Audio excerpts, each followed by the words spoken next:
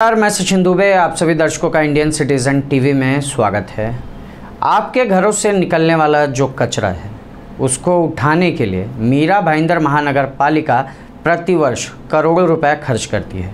लेकिन क्या आपको पता है कि करोड़ों रुपए खर्च करने के बावजूद भी मीरा भाईंदर महानगर पालिका ने जिस कंपनी को ये ठेका दिया है, ग्लोबल नामक कंपनी को ये ठेका दिया गया है, लेकिन आप रोज़ाना जब अपने घरों से निकलते हैं तो रास्तों पर देखते हैं कि कचरा गिरा हुआ रहता है। कचरे की गाड़ियों से पानी जो है वो गिरता रहता है। इसकी शिकायत कई बार मीरा भाईंदर महानगर पालिका में की गई है, वाहतुक विभाग में की गई, लेकिन पालिका और वाहतुक विभाग इस पर कोई भी एक्शन नहीं लेता है।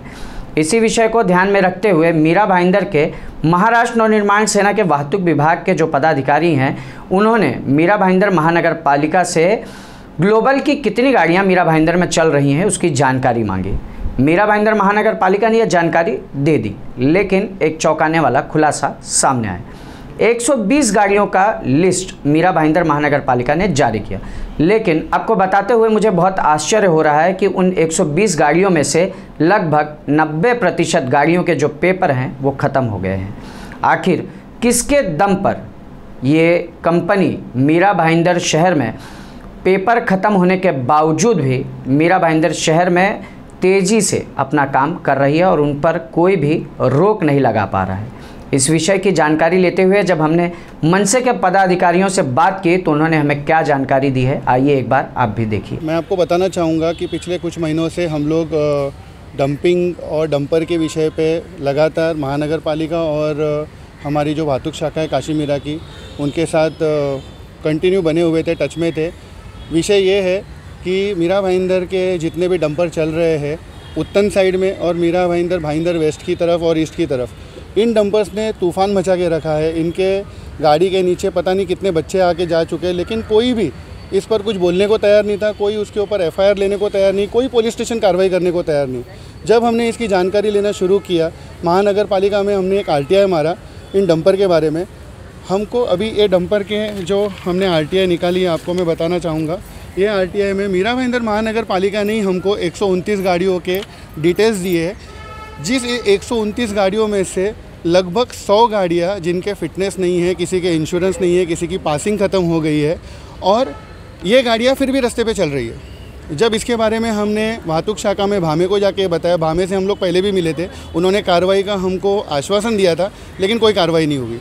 जब हमने ये बताया और इसके लिए कार्रवाई करने के लिए चाहिए, हमारे शहर संगठक है फ्रांसिस लोबो, इनको मैंने भेजा था उनके पास कांटेक्ट करके उनसे बात करने के लिए। उन्होंने सीधा सीधा डिनाई कर दिया कि मैं सिस्टम बंद हो जाएगा, मैं उस पर कार्रवाई नहीं करूँगा।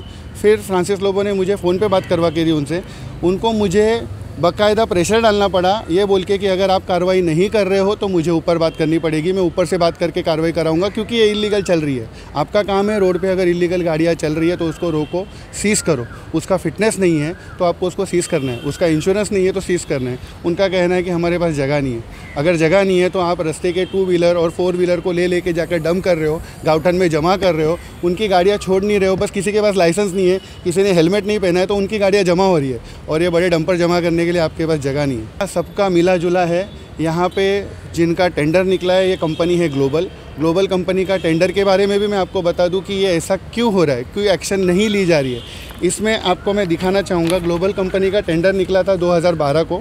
2012 से 2017 में उनका टेंडर निकला। ये टेंडर की डिटेल्स में भी आप भाइयों को मैं दूंगा इसकी कॉपी। ये 2017 में उसका टेंडर ख़त्म हो चुका है। 2017 में इन्होंने ठहराव पास किया। इसमें मैंने हाईलाइट किए मुद्दे आपको दिखेंगे कि 10 दिन में महासभा वापस लेकर नया टेंडर चालू करना है। 2017 से आज 2022 हो गया है।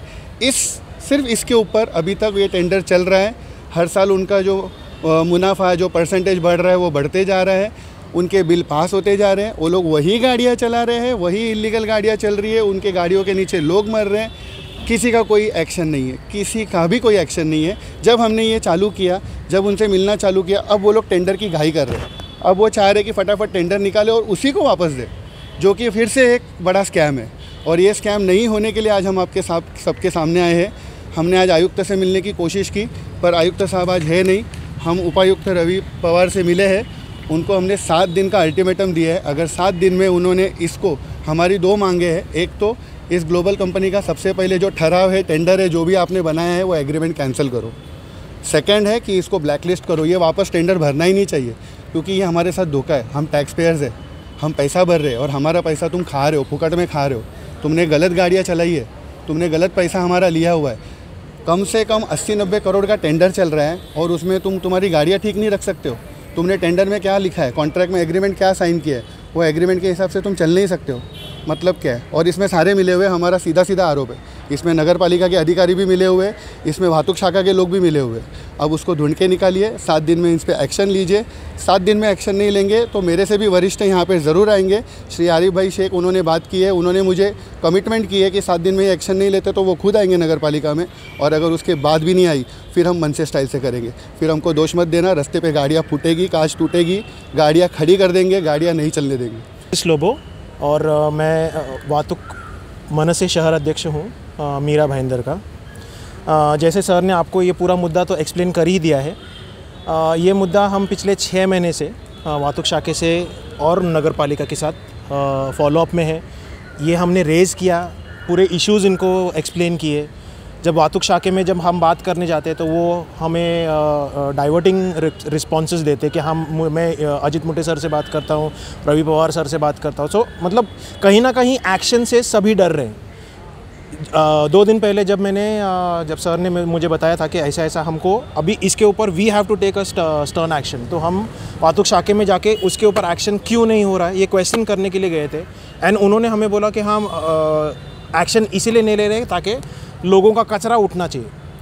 मेरा एक ही सिंपल क्वेश्चन था, कचरा उठना इंपॉर्टेंट है कि किसी की जान बचाना इंपॉर्टेंट है? क्योंकि डंपर जिस हिसाब से उनके पेपर्स क्लियर नहीं है, इंश्योरेंस नहीं है, कुछ भी पेपर्स नहीं है, वो आए दिन यहाँ पर वेस्ट में एक बच्चे को उसने क्रश किया था, एक रिक्शा वाले को उसने क्रश किया था। मतलब लोगों की जान इंपॉर्टेंट है कि आप कचरा इंपॉर्टेंट बता रहे हो? तो इस चीज़ पे ऑलरेडी मन से एक्शन ले चुकी है। इसके ऊपर हमारे वरिष्ठ भी आने वाले हैं। अगर पालिका की तरफ से और वातुक शाखे की तरफ से कोई एक्शन ना हुआ तो हम हमारे स्टाइल में एक्शन तो डेफिनेटली लेंगे। इस विषय को लेकर उपायुक्त रवि पवार से हमने मुलाकात की, हमने उनसे बात की तो उन्होंने जानकारी देते हुए बताया कि उन्होंने ग्लोबल कंपनी को 2 से 3 बार ऑलरेडी नोटिस दे दिया है। अगर आपको रास्ते पर कोई भी गाड़ी ऐसी दिखाई देती है जिससे पानी गिर रहा है, कचरा नीचे गिर रहा है, तो आप हमें नीचे दिए गए नंबर पर संपर्क कर सकते हैं। और साथ ही साथ महाराष्ट्र निर्माण सेना के जो पदाधिकारी, उन्होंने 7 दिन का समय दिया है।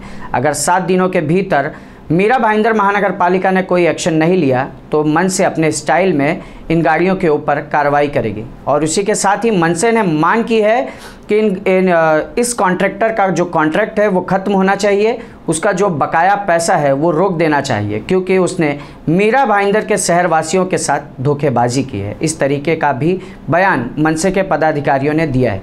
लेकिन सबसे बड़ी बात देखने वाली ये होगी कि इस पर शासन और प्रशासन क्या निर्णय लेता है। आगे आने वाली जो भी खबर होगी सबसे पहले हम आप तक ज़रूर लाएंगे। इसी तरह की खबरों के लिए बने रहें इंडियन सिटीजन टीवी के साथ। धन्यवाद।